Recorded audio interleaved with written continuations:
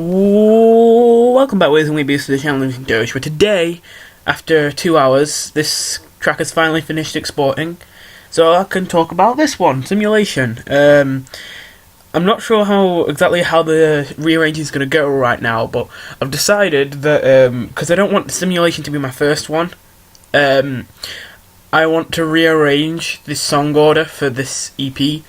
So I'll do that after these series of videos. But if you get round to any of the videos and I say this is the fourth one, and it turns out it's like, I don't know, the second one, you'll know why. It's all been shifted around. Well, it hasn't been yet, but it will be. So anyway, this track is me doing an ambient track. Now you might be thinking, why am I doing an ambient track? You'll know me from my dubstep, most likely, so you'll think, why would someone who makes dubstep want to go and make ambient? Well, if you didn't know, ambient was actually one of my genres I did want to make as well as dubstep, and really, the only reason I didn't go for ambient was simply because, well, you know how I feel about minimalism. It's something I'm very awkward about. I don't like to say, right, I'm done with this, if I don't feel like I've done enough. And when it comes to ambient, it always feels like I haven't done enough until I do too much. So it is a genre I struggle with in that regard. Because, well, I want to treat it like dubstep. So yeah, I went on the dubstep route a little bit more, also because I feel like I learn a bit more from dubstep. I feel like the dubstep is kind of helping me learn about sound design and all that, and ambient is kind of applying it in like a practical situation. I mean, because dubstep is something you can only really listen to recreationally. It's not really something that you could put in a soundtrack or something, except in very strange situations. But the sound design that comes with dubsteppy synths, you can actually put those into like soundtracks and stuff. It's just that you have to make sure you integrate them. And I'd say that this is kind of what ambient is. Ambient is like taking what you make in dubstep and integrating it into something more traditional. And what you do is like you make it a whole lot softer and like on the ears, so it's a whole lot less harsh as the usual dubstep, and you've basically got ambient. I'm not saying ambient's a copy of dubstep, obviously that's a big leap, but what I'm saying is it's kind of like horseshoe theory, I think is the name of it. Two things that seem to be completely opposite can sometimes get so far apart they actually start to get have similarities, because like opposite ends of a horseshoe are actually quite close together despite being, well, opposite ends. That's the idea. So yeah, it's kind of like that. Dubstep and ambient actually share a lot of similar sound design, well, at least from what I've used so far. It's just that they're applied in completely different ways. So, kind of same idea, different execution. So anyway, we start off, well, we basically go through the whole piece with these chords. Now, this isn't the first synth I did. Just like I do with most of my dubstep, well, not all the time, but when I do it the way I should do it, just like I do with my dubstep, here I started from let's call it a drop, just for the sake of, I don't know what you'd call it in ambient. I guess ambient just doesn't have a drop. I guess it just kind of progresses and then eventually fades out. I don't know. But anyway, I started with this synth, but we're going to get to that. That's not the first one that pops up, because first is a little bit of an intro.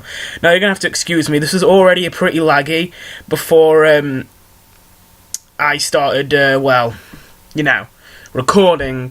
And now I'm recording. This is probably going to be ridiculously laggy. But hopefully, by cutting everything else out, this won't be too bad. Wait.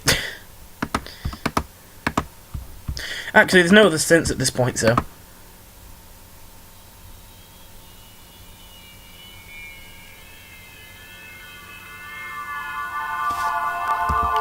let me just turn it up a bit.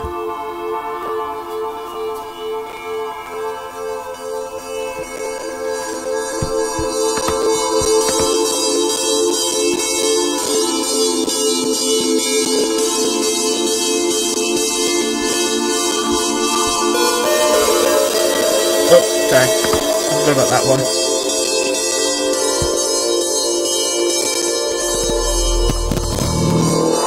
I forgot about that. Well, whatever. So that's the synth. This is it with no modulation that's playing right now, by the way. So I don't even remember what this is, but we'll find out. So we'll get back to this EQ. Okay. Oh yeah, so originally I had a completely different envisionment for this synth. I wanted to create like what sounded like a saw, but I wanted it to be a massive kind of like buzzy, like a big emphasis on a kind of buzzy high end. Not one that's quite, harsh, but something that's just kind of satisfyingly fizzy. There's not really a good way to describe it, but you get the point. I wanted to have one of those that was really, really side-chained to the kicks, and there'd be some kicks there, and there'd be a whole lot of reverb, and yeah, that's kind of what was my idea. But I didn't know how to do a synth like that. It's such a simple synth in concept, but it's basically like there is barely anyone, unless they have made the synth before, who can listen to a sound and know how to do it. Unless it's similar to, or it is a synth they've done before. Usually, that basically is something you can't do. So when I think, it's a soul kind of synth with a buzzy kind of texture, with a bit of emphasis on the high end, I can't always just be like, right, well there, I did it. This kind of got there, but it was too different to what I was thinking of in my head for me to be like, right, well there, I'll just go on with the idea even though it's not perfect. So I thought I would change the idea. So we've got the square wave, only it's got this weird shape because we've messed with the local EQ, and apparently that's the only thing we've messed with besides the harmonic unison pitch. Oh yeah, I never even got to say what this does. So basically, if you don't know what harmonic unison pitch tab does in this, when you have unison and pitch thickness, you can change how effective the pitch thickness is. So if it's on that middle line, it's as effective as it should be. If it's at the top, it's twice as effective as it should be. And if it's at the bottom, it's not doing anything. And you can change how much each harmonic is affected, and obviously this would be the lowest harmonic and all that. So I wanted to increase the effect of the detune on some of the higher harmonics. This might not look very high, but when I put it like around here, it was the harmonics being affected were too high really to notice.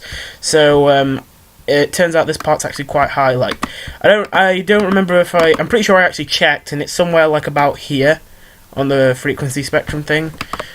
So yeah, it's actually quite high up. But yeah, anyway, there's 9 unison voices, it's on classic setting, it's got those things on it, and it's got a harmonizer with 25% of width, and it's got detune 2 on, so the harmonics have double the distance between them. And that's it for the synth itself, but I'm pretty sure there's some modulation going on in the master. Right, okay. Just a minute. Yeah, I'll just skip ahead.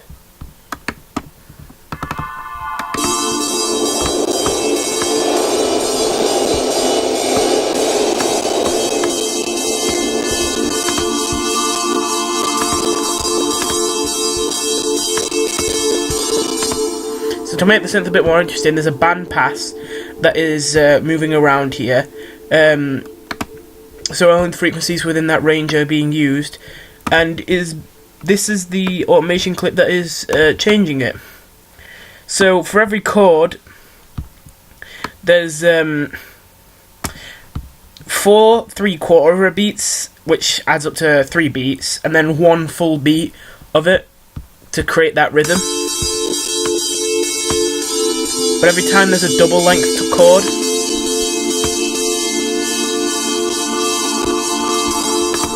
so yeah, speaking of chords, I actually never got to the chords, I kind of just jumped into the synth. The chords and the entire piece are in D minor. I already did one in D minor, which was digits, but basically D minor just seemed so fitting for this that I couldn't just say, well, I have to get it to fit in with my, I have to make it different each time, so no, can't have it, no. It was just too good for me to just be like, well, chuck it away. So anyway, these are the chords. We have DFA, CEA, A sharp D, F, DFA, CEA, EAC. So I didn't really want to just do the same chord, but with the tonic, the triad. Well, it's not full on triad. I don't want to just do the same chord, but with the bottom note at the top.